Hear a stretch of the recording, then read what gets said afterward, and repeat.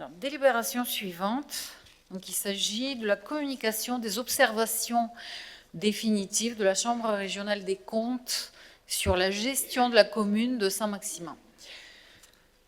Alors, donc c'est un rapport qui a été rédigé par la Chambre régionale et qui porte sur la gestion de la commune entre 2019 et 2024 et qui recouvre plusieurs domaines. Donc les finances, bien sûr, mais pas uniquement. Donc également la gouvernance, tout ce qui est du ressort des achats et de la commande publique, la gestion des ressources humaines. Et donc je dois vous avouer que je n'ai pas été très rassurée à la lecture de ce rapport. Vous l'avez reçu également par mail, donc, et vous avez pu observer à quel point les conclusions du rapport sont alarmantes. Donc il se conclut par 12 recommandations pour redresser sans tarder les choses les plus graves dans les manquements au niveau de la gestion. Donc je vais rentrer un peu dans le détail pour que tout le monde comprenne quelle est la situation qu'on prend en main après cette élection, en sachant que le rapport ne porte pas sur l'exercice 2025 qui, à mon sens, est aussi problématique au vu des résultats comptables constatés sur cet exercice-là. Je vous en parlerai plus en détail dans la délibération de vote du budget, mais on demandera sans doute un audit aussi spécifiquement sur cette année 2025. Alors, donc, le rapport sur tout ce qui concerne la gouvernance et l'organisation de la commune donc relève plusieurs manquements, notamment en termes de délai de convocation. Donc, par exemple, il y a eu des séances du conseil municipal pour lesquelles le délai minimum de convocation n'a pas été respecté, ce qui entache d'illégalité en fait toutes les délibérations qui sont adoptées. Donc ça veut dire que n'importe qui aurait pu annuler des délibérations pourtant essentielles au fonctionnement de la commune. La publication également des comptes rendus de séance qui interviennent très souvent plusieurs mois après l'adoption des procès-verbaux, alors qu'il y a un délai d'une semaine après l'adoption pour les publier.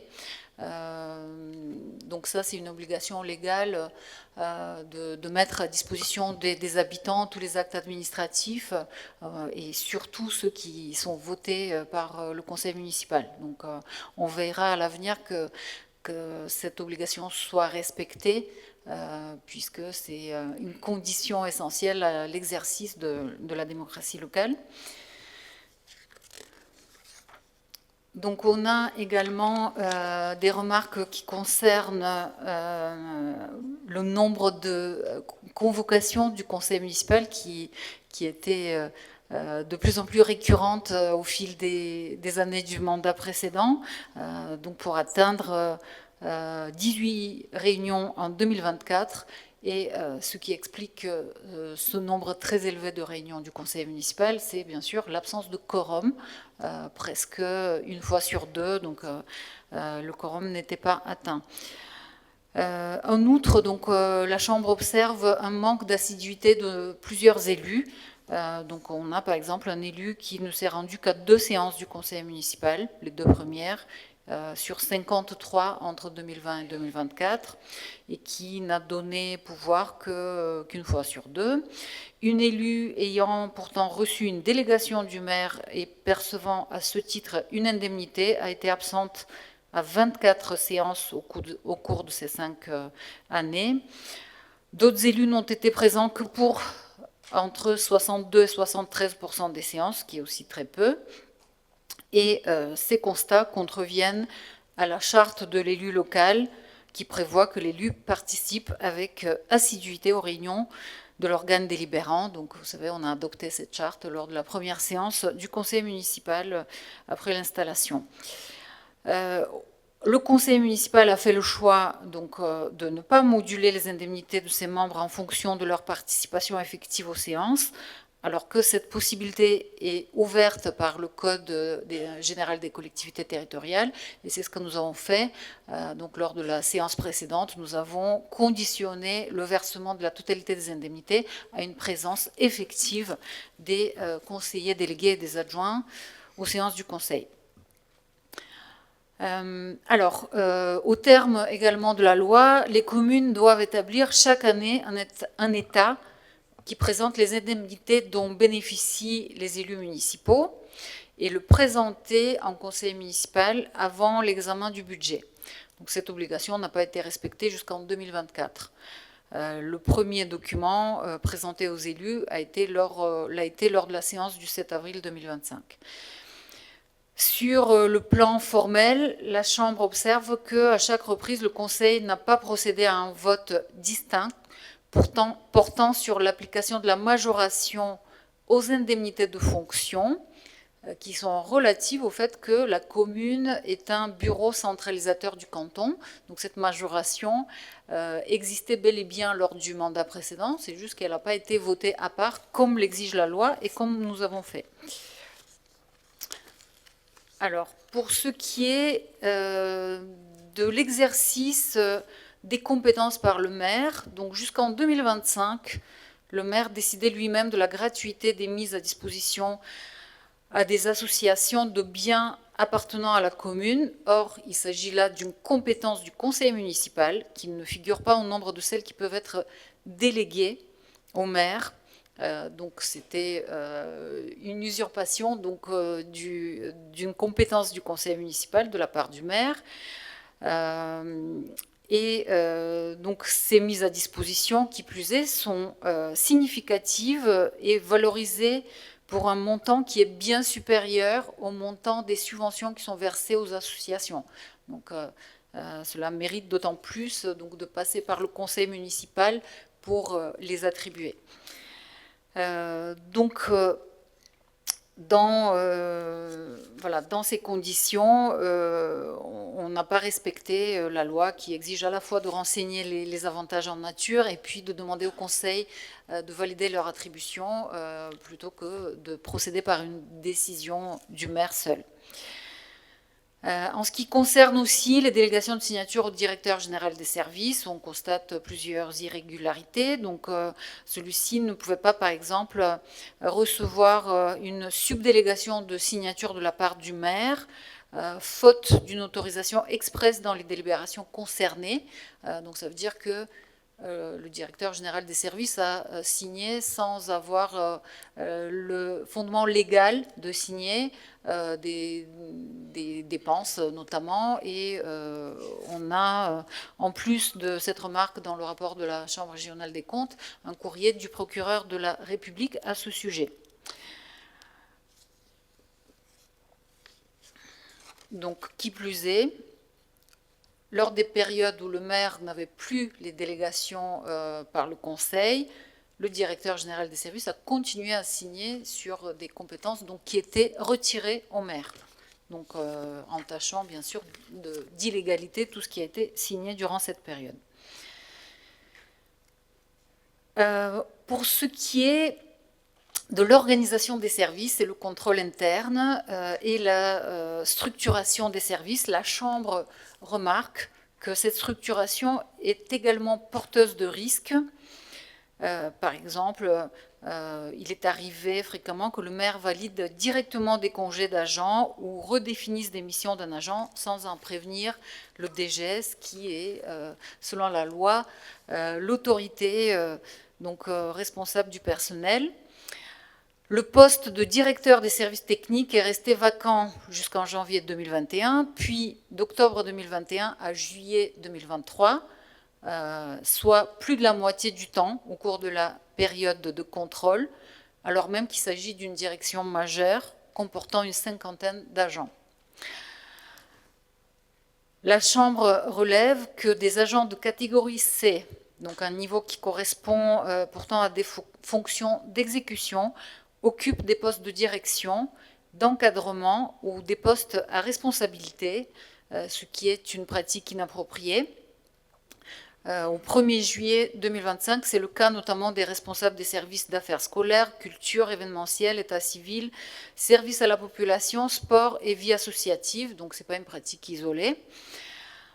En outre, en juin 2025, à la suite de la nomination comme DGS, donc de l'ancien directeur des affaires financières, celui-ci est également remplacé par un agent de catégorie C. À la même période, le service de l'occupation du domaine public a été déplacé au sein de la police municipale, alors qu'auparavant, un agent de catégorie B encadrait ce service sur plus de la moitié de son temps. Donc pourquoi je vous parle de tout ça? Parce que lorsqu'on regarde en fait la répartition des catégories d'agents dans les effectifs de la commune, on voit que on a 2,6% d'agents de catégorie A, alors que la moyenne dans la fonction publique territoriale est de 12,8%, qu'on a 5% d'agents de catégorie B, alors que la moyenne est de 14,7%, et donc par conséquent 87,8% d'agents de catégorie C, contre une moyenne de 67,7%. Et en plus, on peut lire que au niveau des agents donc, de catégorie A, les cadres A, nous avons en fait plus de la moitié qui ne sont pas sur des postes d'encadrement. Et donc en réalité, il y a 1,1% des effectifs qui sont des agents de catégorie A sur des postes d'encadrement. Alors pourquoi c'est problématique? Parce que donc il y a un taux d'encadrement qui est trop faible par rapport aux besoins. Donc on le voit aussi, donc du coup avec l'absence de directeur des services techniques ou d'autres postes clés. Donc on comprend bien que la mairie ne peut pas fonctionner normalement et de façon optimale avec une telle répartition entre agents d'exécution et agents d'encadrement. Donc c'est quelque chose qui, à mon sens, est vraiment très inquiétant et on va travailler rapidement pour restructurer les services de façon plus cohérente et de façon à respecter surtout la loi, parce que c'est ça aussi l'enjeu. Pour ce qui est de la formalisation des procédures et le contrôle interne, ils sont défaillants. Le contrôle interne de la commune apparaît insuffisant dans tous les domaines contrôlés. Donc je cite. Tout d'abord et de façon générale, la commune ne dispose pas de procédures écrites ni de description formalisée des procédures de gestion. S'agissant des finances, la faiblesse du contrôle interne, de la formalisation de l'organisation et des contrôles à chaque étape de la dépense a été soulignée par un audit réalisé déjà en 2021. Donc force est de constater que 4 ans plus tard, lors de l'audit de la Chambre régionale, rien n'a été fait pour pallier à ce qui a été souligné dans l'audit en début de mandat. Pour la gestion de la commande publique, les processus internes ne sont pas formalisés et sont variables d'un achat à l'autre, ce qui a pu conduire la DGS à signer des marchés sans avoir la délégation. En matière d'urbanisme, les décisions ne sont pas visées par le DGS ou par la direction ayant autorité sur le service avant la transmission à l'ordonnateur. Les ressources humaines souffrent des mêmes carences. Celle-ci serait néanmoins davantage sécurisée si l'ultime étape relative au dernier contrôle et la transmission à la DGFiP des payes était réalisée par des agents d'un autre service. Donc ça veut dire que là, au niveau de la paye, tout le contrôle est réalisé par le service de la paye, ce qui n'est pas optimal en termes de contrôle de gestion. Et enfin, la commune ne procède pas à une évaluation des risques et ne dispose dans aucun domaine de cartographie des risques associés. Elle n'a donc pas identifié de façon formelle les risques pouvant altérer sa gestion, pas plus que les processus à mettre en place pour les minimiser. Au niveau du dispositif du contrôle de véhicules de service, donc on constate aussi des carences. Donc la commune dispose de 62 véhicules de service, dont 43 voitures. Donc l'utilisation des véhicules par la police municipale n'appelle pas d'observation. En revanche, celle de l'ensemble des autres véhicules n'est encadrée par aucun règlement d'utilisation, aucun carnet de bord n'est rempli par les agents qui utilisent ces véhicules. Dans de nombreux cas, les relevés de carte carburant ne mentionnent pas le nom et non plus le kilométrage des véhicules, ce qui ne permet pas d'effectuer un suivi de leur utilisation. Donc la loi préconise l'utilisation d'un carnet de bord type qui est exigé pour tout type de véhicule, qui mentionne notamment quotidiennement et par mission le kilométrage, le carburant délivré, la nature et la durée de la mission et le nom du conducteur. Donc tout ceci n'est pas respecté. Sur les enjeux de probité, eh bien, ils ne sont pas suffisamment pris en compte. La commune ne mène aucune action vis-à-vis des élus comme des agents en vue de les sensibiliser aux enjeux de probité et de régularité ou de prévenir les conflits d'intérêts. Pourtant, elle a été singulièrement confrontée à ces enjeux, un agent ayant été condamné pour détournement de fonds publics en 2022. La commune ne dispose d'aucun document relatif à ces enjeux, d'aucun arrêté spécifique afin de prévenir de telles situations. La commune a seulement signé une convention avec le Centre de gestion de la fonction publique territoriale du Var pour lui confier la mission de référent déontologue des élus municipaux, mais ce dispositif n'a jamais été utilisé. Ainsi, la Chambre observe que les conseillers municipaux ne se déportent jamais lors du vote des subventions portant sur des associations dont ils sont dirigeants ou dont leur conjoint est dirigeant. Le déport est rendu complexe par le processus mis en place qui consiste à inclure l'attribution des subventions aux organismes tiers dans le même vote que celui du budget primitif de l'année. Donc nous avons pallié à ce problème dès le présent Conseil en mettant à l'ordre du jour une délibération spécifique au vote des subventions aux associations et non plus juste une annexe dans le budget comme ça se faisait précédemment. Donc la première recommandation de la Chambre, qui est liée à tout ce que je viens de vous dire, est de s'assurer au déport des élus municipaux lors des votes concernant les associations dans lesquelles ils sont impliqués, puisque effectivement, si on ne le fait pas, il y a un risque de conflit d'intérêts. Au niveau de l'information financière et la fiabilité des comptes. Donc, la Chambre remarque l'absence de pluriannualité des investissements. C'est une remarque qui figurait déjà dans le précédent rapport qui était délivré en 2018 de mémoire. Donc, l'absence de vision pluriannuelle perdure dans les rapports qui se succèdent sans qu'il soit apporté donc une solution. Donc vous allez voir dans les délibérations qui suivent, on s'est appliqué dès ce Conseil à apporter une solution et on va voter 3 autorisations de programmes pluriannuels pour donner effectivement plus de visibilité sur les programmes d'investissement. C'est juste le début d'un travail plus global sur l'élaboration d'un plan pluriannuel d'investissement de la commune. Les rapports donc budgétaires pour 2021 et 2022 mentionnaient par exemple la mise en place progressive d'un plan pluriannuel d'investissement. Or, d'une part, cette mention n'y figure plus depuis 2023 et d'autre part, la commune n'a jamais procédé à l'élaboration d'un tel plan. Donc la deuxième recommandation de la Chambre régionale, c'est d'élaborer donc un plan pluriannuel d'investissement sur 5 ans qui reprend l'ensemble des projets programmés ainsi que leur financement. Sur les documents budgétaires et financiers, l'instruction budgétaire et comptable M57 est appliquée par la commune depuis l'exercice 2022. Il s'agit d'un préalable au compte financier unique qui se substitue au compte de gestion établi par le comptable et le compte administratif établi par l'ordonnateur.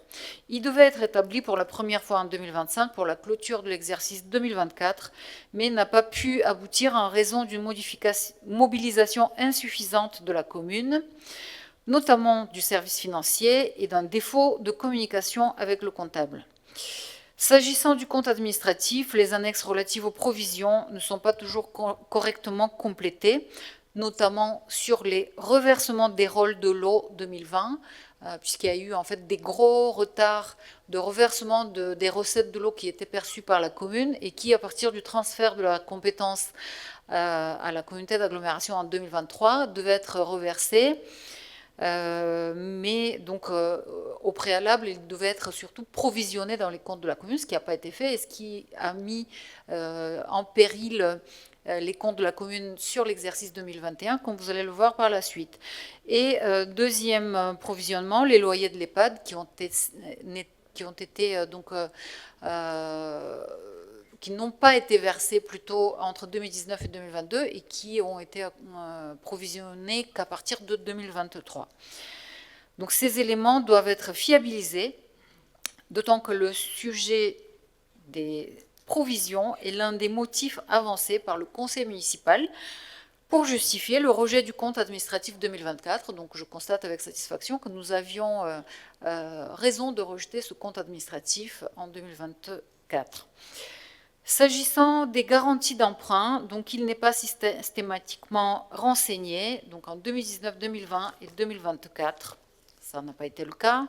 S'agissant de l'annexe relative aux concours attribués aux tiers et notamment aux associations, celle-ci détaille uniquement les subventions en numéraire, sans mentionner donc les prestations en nature, ce qu'on a aussi noté précédemment. Donc il y a une évaluation des prestation en nature qui est donnée par la Chambre des comptes, qui est de 3 900 000 euros par an, à vérifier cependant, donc on n'a pas encore eu le temps de vérifier ces calculs, mais dès que ce sera le cas, on va inclure donc cette annexe aussi dans le cadre du vote des subventions aux associations et dans les annexes budgétaires.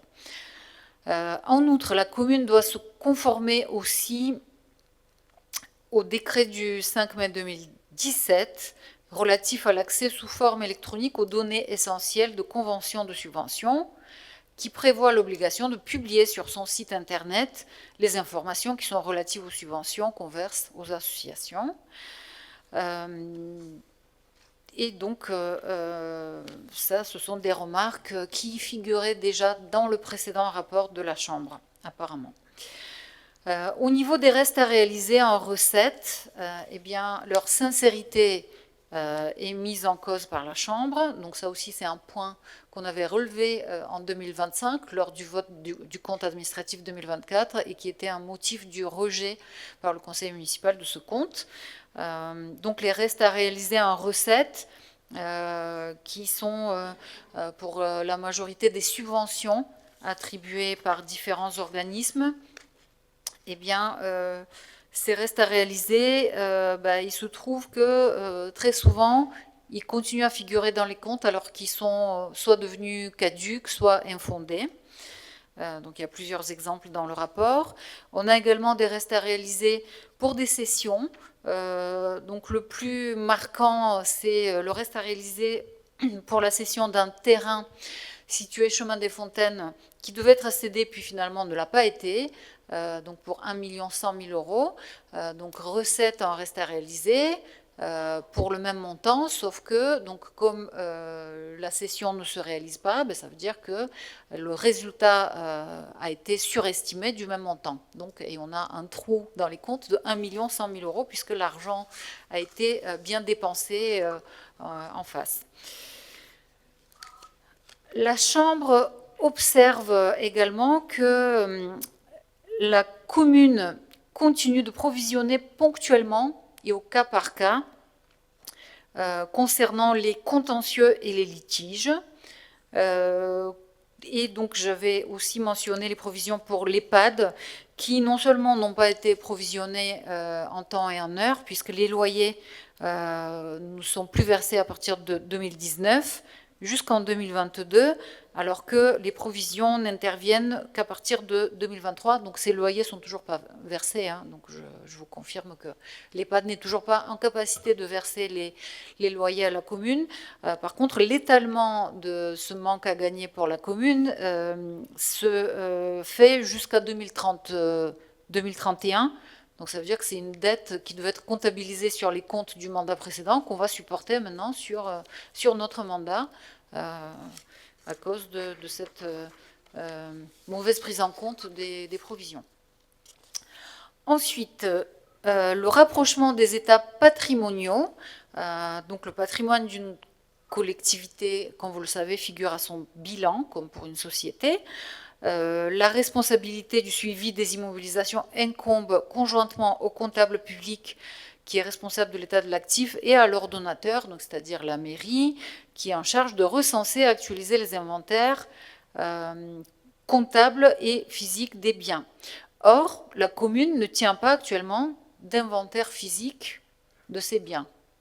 Bon, je vous laisse apprécier l'information. Donc, il n'y a pas d'inventaire physique des biens de la commune. Sur l'inventaire comptable, il était constaté différents écarts entre celui tenu par la comptabilité municipale et celui du comptable public. Donc là, il y a aussi un gros travail à faire pour créer un inventaire et constater si ces biens qui sont présents dans les comptes de la commune existent réellement. Ensuite, les immobilisations en cours ont augmenté progressivement, passant de 30,6 millions en 2019 à 37,3 millions en 2023. Puis, ils ont été apurés en 2024, avec un apurement donc important pour 36 millions d'euros qui rattrape des écritures comptables non effectuées auparavant. Les retards dans l'affectation des immobilisations amortissables au compte définitif conduisent à minimiser les dotations aux amortissements, qui sont, je vous rappelle, obligatoires en dépenses de fonctionnement, et contribuent à majorer indûment le résultat de fonctionnement. Donc ça veut dire que si vous n'enregistrez pas comptablement l'amortissement de vos biens d'investissement qui ont été réalisés, vous majorez le résultat comptable et vous minorez les dépenses de fonctionnement. Donc c'est ce qui se passe actuellement.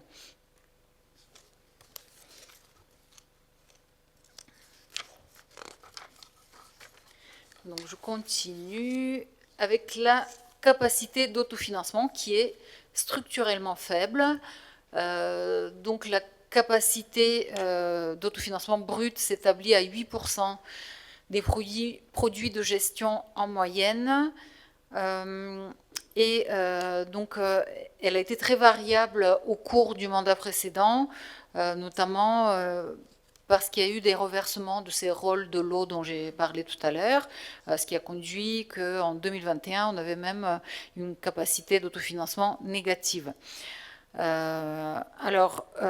Pourtant, on a quand même récupéré des excédents des budgets d'eau et assainissement à hauteur de 2 millions d'euros. Donc en fait, si on n'avait pas eu ces excédents, la capacité d'autofinancement, elle aurait été dans le rouge tout au long du mandat. Ensuite, donc, on a aussi le déficit financier, c'est-à-dire les charges de la dette, qui subit une aggravation de 166% dans un contexte de hausse des taux d'intérêt des emprunts à taux variable, puisque, je vous rappelle, la commune a souscrit un emprunt à taux variable, donc de 6 millions d'euros, pour financer la construction des stades. Donc les taux d'intérêt ayant augmenté juste après la souscription de cet emprunt, eh bien, ça s'est traduit par une hausse de 166% des intérêts.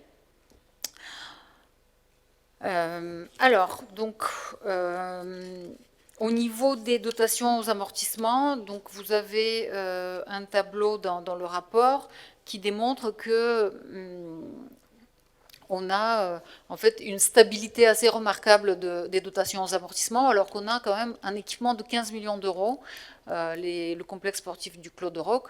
Donc ça veut dire, je pense, que cet équipement n'est tout simplement pas amorti, ce qui est une très mauvaise nouvelle, parce qu'à partir du moment où on va commencer à l'amortir, ça va plomber la section d'investissement du budget. Alors pourtant, on a quand même eu de la chance au niveau des produits de gestion, puisque au niveau de la fiscalité, les produits sont à la hausse. On a eu des rentrées fiscales de plus 2,3 millions d'euros par an entre le début et la fin du mandat. Donc, puisque vous savez que même si les taux de fiscalité locale n'augmentent pas, comme ça a été le cas de la commune, les bases, elles, augmentent tous les ans. Donc des recettes fiscales tout de même dynamiques malgré le gel des permis de construire. On a également une hausse de 14% des produits de gestion qui passe de 15,8 8 millions à 18 millions en 2024 et qui se poursuivent tout au long du mandat.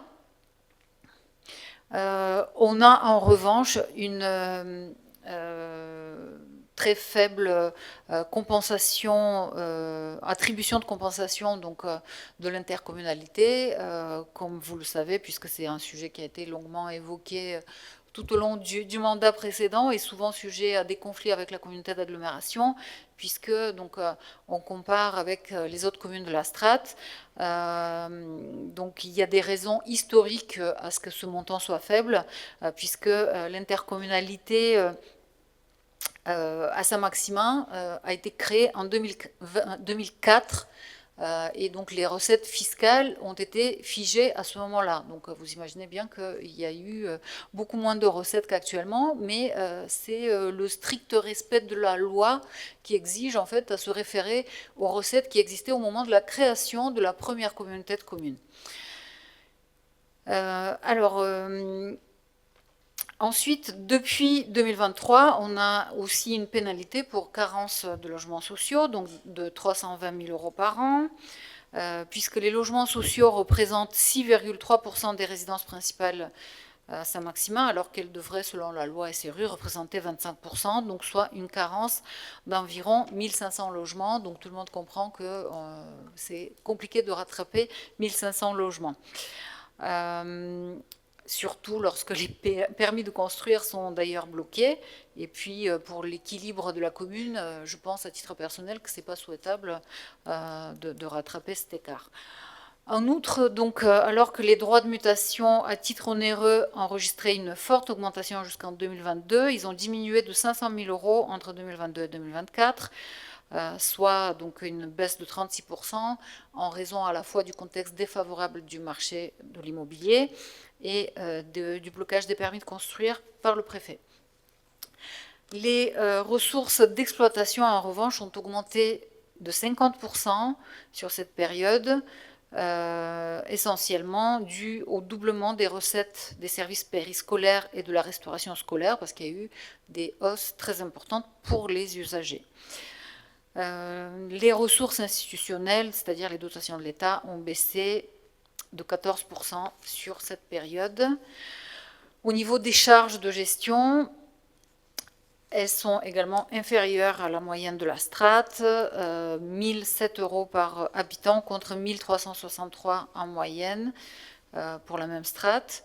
Et donc elles passent sur la période de 14 300 000 € à 15 900 000 €, soit plus 11%. Le premier poste de dépense, comme dans toutes les communes, c'est le poste de dépense de personnel.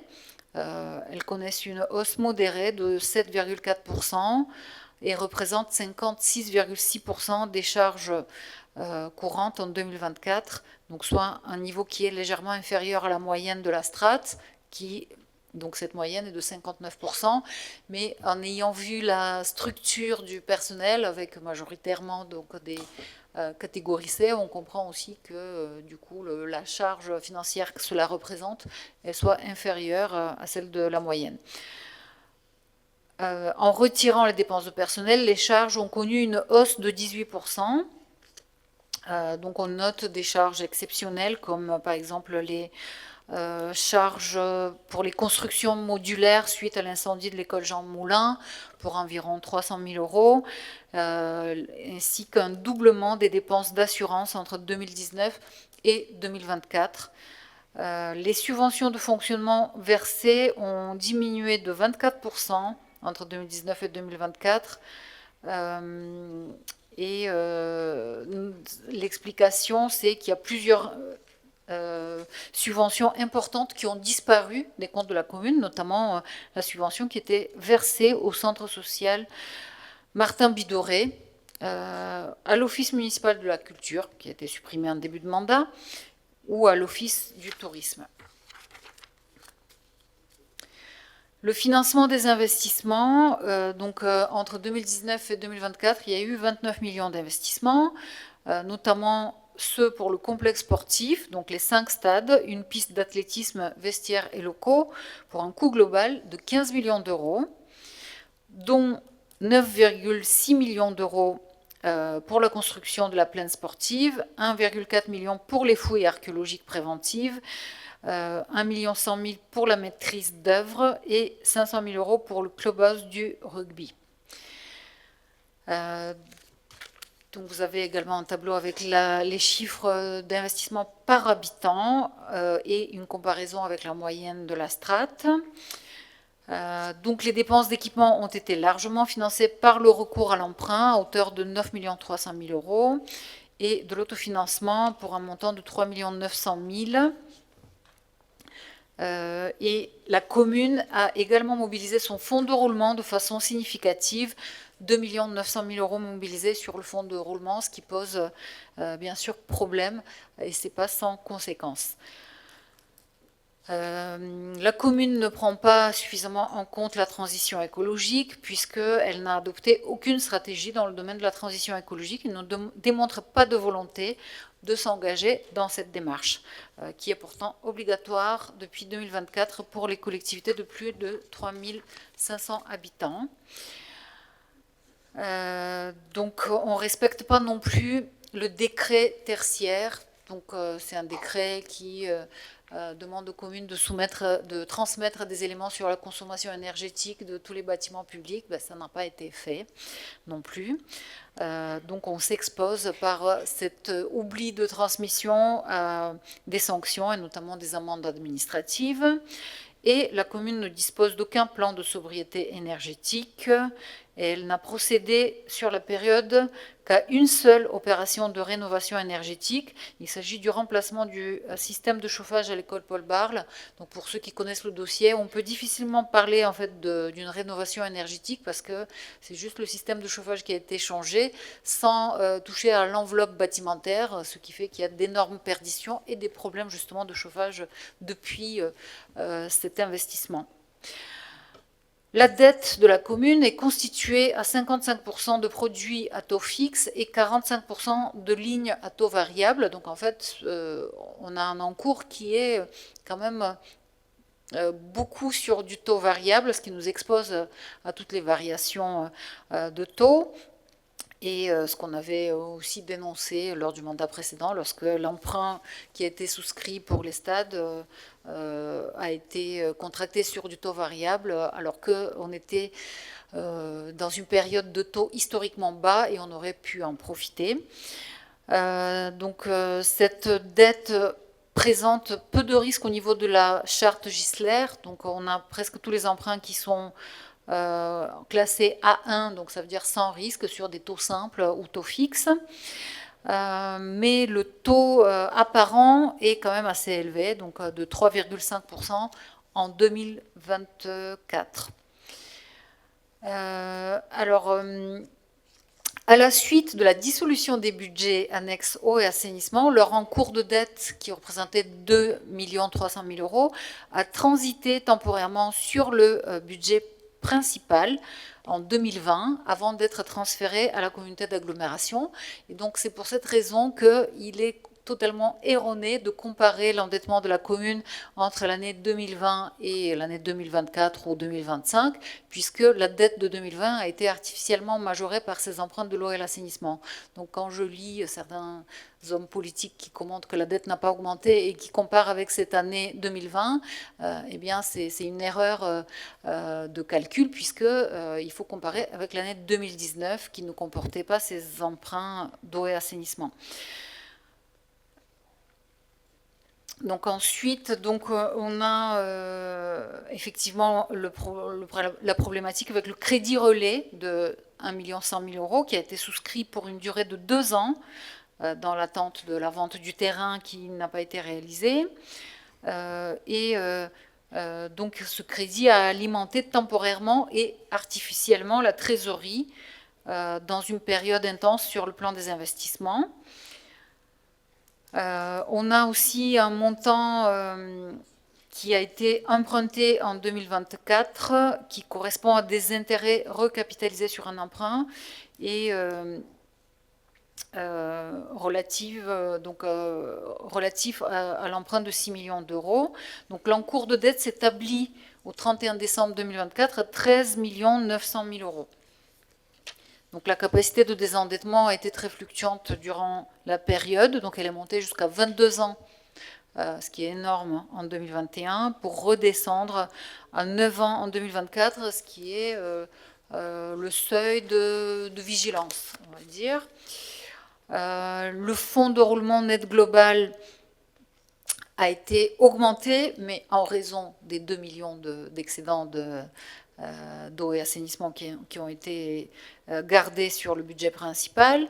Le besoin en fonds de roulement qui devrait tendre vers 0 pour optimiser le niveau de trésorerie a nettement augmenté et donc pesé sur la trésorerie. Donc la trésorerie au 31 décembre a globalement diminué au cours de la période contrôlée en atteignant 1 500 000 en 2024, ce qui est équivalent à 32,8 jours de charges courantes, soit un niveau quand même faible et à surveiller de près. Depuis 2022, la commune a souscrit à plusieurs lignes de trésorerie de 500 000 à 1 million d'euros selon les exercices, ce qui illustre les difficultés croissantes à faire face à ces charges courantes.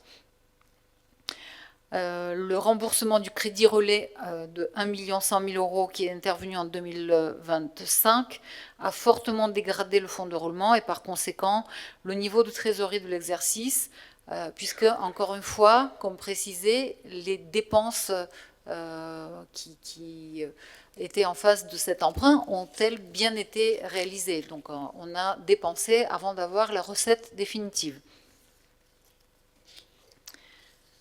Voilà, donc ça c'est pour les finances. Et puis, donc rapidement sur les ressources humaines. Il y a la commande publique, donc on a les mêmes lacunes sur la gestion des ressources humaines qu'on observe dans les autres domaines, c'est-à-dire une absence de formalisation, de procédure, d'encadrement également, avec des pièces souvent manquantes. On a quand même de grosses problématiques qui sont relevées en termes de respect du temps de travail des agents. Donc on a notamment des jours de report de congés et d'heures supplémentaires sans fondement légal. On a des irrégularités qui sont donc redresser très rapidement en adoptant un règlement du temps du travail, ce qui n'existe pas aujourd'hui dans la collectivité. Donc sur le temps légal du travail, donc, qui est de 1607 heures, on a plusieurs pratiques très anciennes qui consistent à attribuer des jours de congés supplémentaires et qui conduisent au non-respect de ce temps de travail minimum. Donc par exemple, la commune attribue sans base légale 2 jours de congés par semestre en absence de congé maladie. Donc en fait, c'est comme une prime de présence, voilà. Mais qui n'a pas de base légale. Donc ça peut aller jusqu'à 4 jours par an. Ils sont accordés donc depuis de nombreuses années, mais sans aucune formalisation. Alors, on a également 4 jours du maire qui sont sans fondement légal. Donc au total, ça représente chaque année entre 7 et 8 jours de congés supplémentaires qui sont attribués aux agents de façon irrégulière. La Chambre recommande de rapidement et définitivement supprimer ces dispositifs. Par ailleurs, la journée de solidarité n'est pas mise en œuvre, donc c'est une journée qui est obligatoire et qui a d'ailleurs été votée par le conseil municipal en novembre 2019, mais qui n'a jamais été appliquée. Le coût du non-respect de la durée légale du temps du travail est estimé à environ 302 000 euros en 2024, ce qui est l'équivalent de 8 temps plein moyens. Donc tous les ans, la collectivité supporte donc ce coût. L'attribution des jours de congés supplémentaires doit donc être rapidement supprimée. Et donc ça, c'est la 4e recommandation de la Chambre. Ensuite, donc on a aussi une problématique de report irrégulier des congés sans limite de temps ni de nombre. Donc, sans que ce soit prévu dans un quelconque document, les agents bénéficient d'un report systématique de tous les jours de congés non pris sur l'année suivante, sans aucune limite du nombre de jours ni le temps. Donc, par exemple, au 1er janvier 2025, des agents disposaient de 183, 160 ou 124 jours de congés reportés, ce qui représente plus de 6 mois de congés potentiels.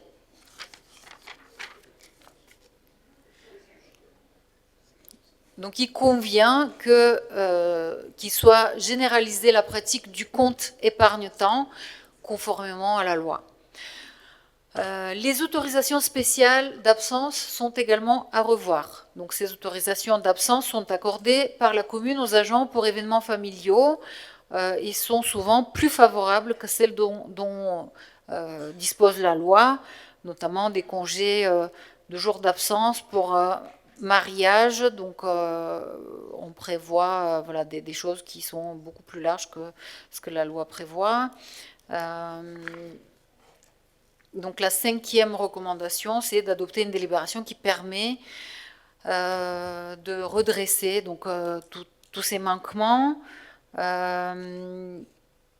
Et notamment, on a aussi une problématique de versement irrégulier des indemnités horaires pour travaux supplémentaires qui sont aussi pas du tout formalisés par la collectivité. On a également une absence de contrôle automatisé des heures supplémentaires.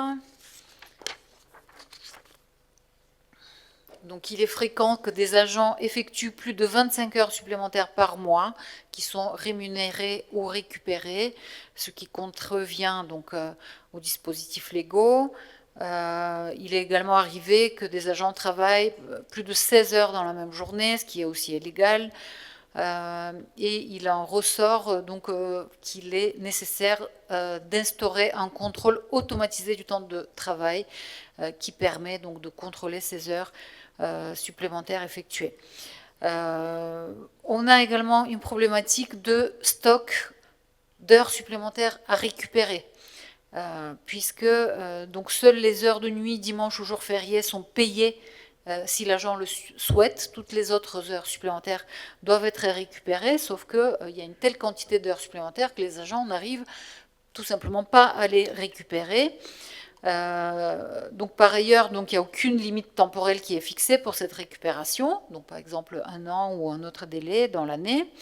Et donc on a un stock d'heures supplémentaires à récupérer qui représente 22 325 heures de travail, donc soit l'équivalent de 14 ETP.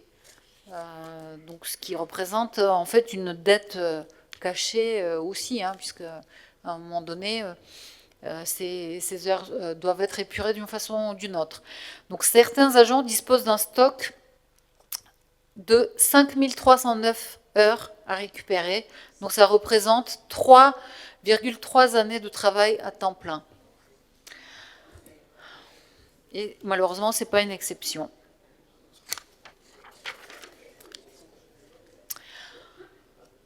Donc cette situation, bien sûr, constitue un risque dans la mesure où la continuité du service pourrait être remise en cause si plusieurs agents faisaient valoir leur droit au repos compensateur simultanément ou pour de longues périodes, d'autant que le report sans limite des congés s'y ajoute. Enfin, l'incapacité de la commune à assurer la récupération d'un nombre d'heures aussi important pourrait in fine la placer dans la quasi-obligation de les payer, d'où le risque donc financier. En outre, cette situation témoigne, si besoin était, d'un sous-effectif aigu dans certains services ou d'une inadéquation des cycles de travail avec les besoins du service et au pire d'un mauvais décompte des heures supplémentaires effectivement réalisées par les agents. Voilà, donc pas de gestion prévisionnelle des effectifs réalisée par la commune. Donc on n'a aucun prévisionnel établi sur la gestion de la masse salariale.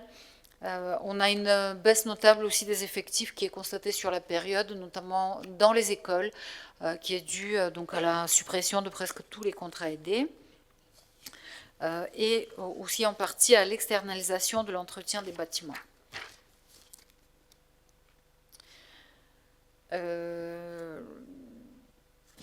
L'absence de prospective. Donc on constate également un absentéisme très élevé, donc qui est de 16,1% des agents en 2023 et un peu moins élevé, 13,2% en 2024, mais qui reste quand même très élevé par rapport à la moyenne et qui représente 29 équivalents temps plein par an. Donc un coût aussi pour la collectivité très élevé suite à cet absentéisme, qui n'est pas du tout étudié, donc il n'y a pas de plan, de mesures pour pallier à l'absentéisme, ni pour étudier quelles en sont les raisons. Donc la Chambre conseille de mettre en œuvre une analyse et un plan de prévention de l'absentéisme, notamment pour des raisons médicales, et d'en assurer le suivi. On a également une prévention des risques professionnels qui n'est pas aboutie, et un recours inapproprié et irrégulier aux agents contractuels. Donc ça veut dire que plutôt que d'embaucher de façon permanente des agents sur des postes permanents pour des besoins permanents, eh bien on a des recours à des contractuels sur des périodes qui sont vraiment très longues, pour certains agents depuis 16 ans. Donc c'est complètement illégal, bien évidemment. 9 ans, 8 ans, voilà. Donc on va bien sûr procéder aux régularisations pour tous ces agents.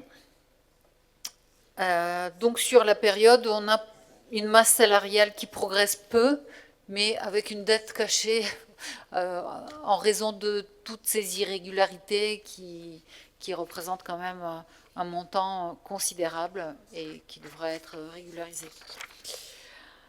Donc on a aussi de grosses problématiques sur le régime indemnitaire qui n'est pas du tout dans les clous, qui n'est pas du tout clair, qui est aussi utilisé à tort pour notamment attribuer des tâches particulières des agents alors que c'est pas le but du régime indemnitaire.